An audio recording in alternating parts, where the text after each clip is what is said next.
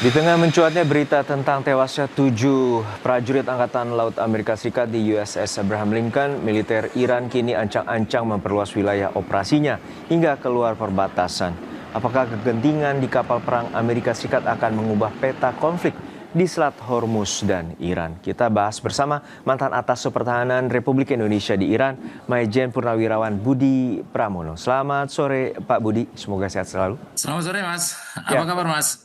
Pak Budi, untuk saat ini kita mengetahui ada informasi dari media Iran bahwa ada 7 prajurit marinir di USS Abraham Lincoln terlibat perkelahian sesama prajurit dan mengakibatkan 7 orang tewas. Lalu apakah ini tandanya blokade maritim akan tidak seketat sebelumnya dan apakah ini juga akan menguntungkan bagi Iran? Iya Mas, kalau menurut saya ini adalah military blunder, ya military blunder yang kalau misalnya merubah strategi itu sampai operasionalnya begitu, kalau menurut saya jauh api dari panggang. Kenapa?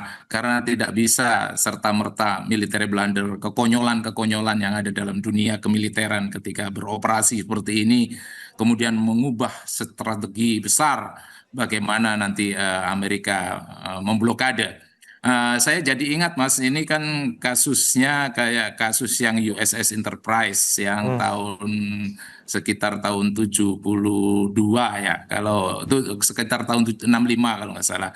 Dan juga USS Kitty Hawk yang tahun 72 itu semua kan perang Vietnam. Tapi ini adalah akumulasi Mas. Jadi memang terjadinya itu apa istilahnya itu konflik kecil gitu di dalam kapal itu sendiri yang jauh api dari panggang tadi saya sampaikan.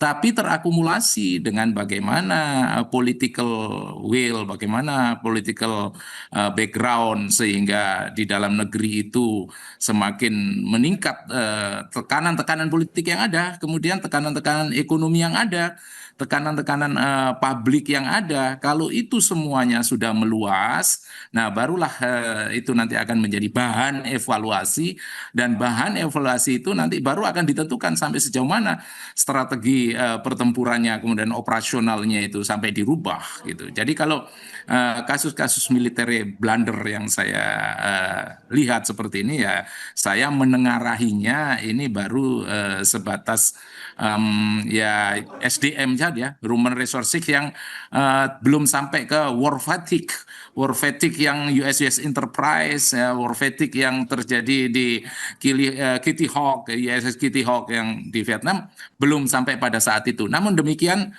bisa kita ambil bagaimana yang disampaikan Clausewitz di On War lah Mas, bahwa no matter how high the technology is, but man matter most. Di sana lah Mas, pentingnya sampai sejauh mana teknologi itu kau gapai, tapi manusia itu tetap akan sangat berpengaruh. Jadi kalau situasi itu dibiarkan dalam jangka panjang, tentunya ya sangat tidak bagus untuk operasional Amerika dalam hal ini dalam rangka blokade itu.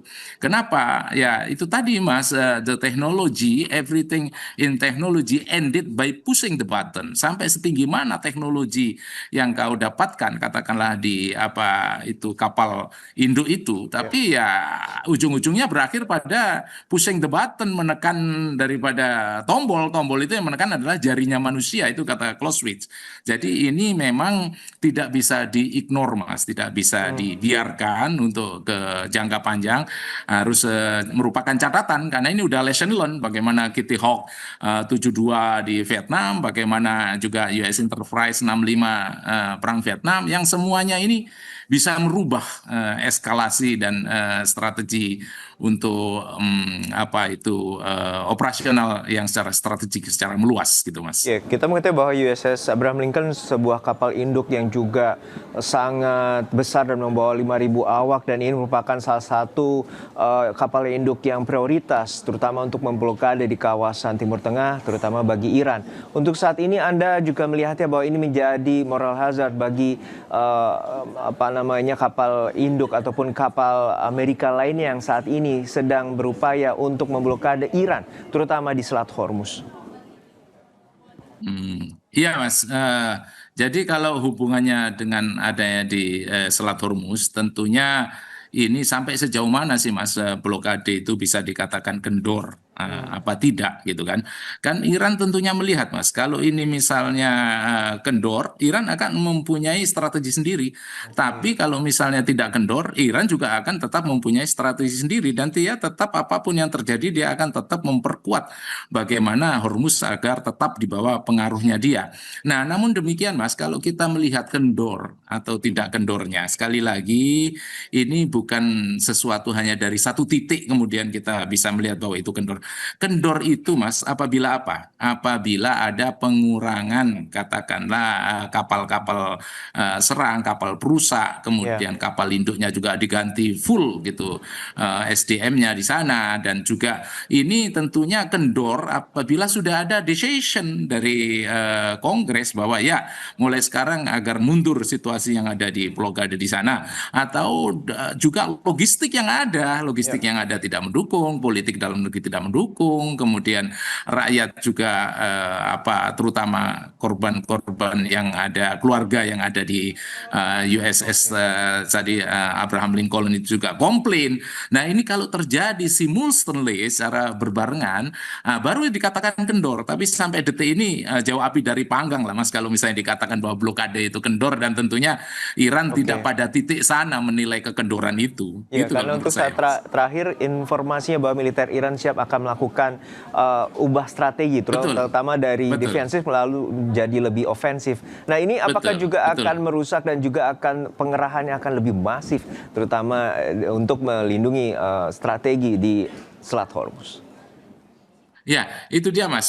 Tadi saya perlu tambahkan, bahkan IRGC kan sudah bukan lagi apa ya, maksudnya melemah, tapi malah declare the war. Yes. Kenapa? Karena kok semakin menemui jalan buntu dalam hal ini, kok semakin tidak ditentukan kapan waktunya akan diadakan perundingan dan lain sebagainya.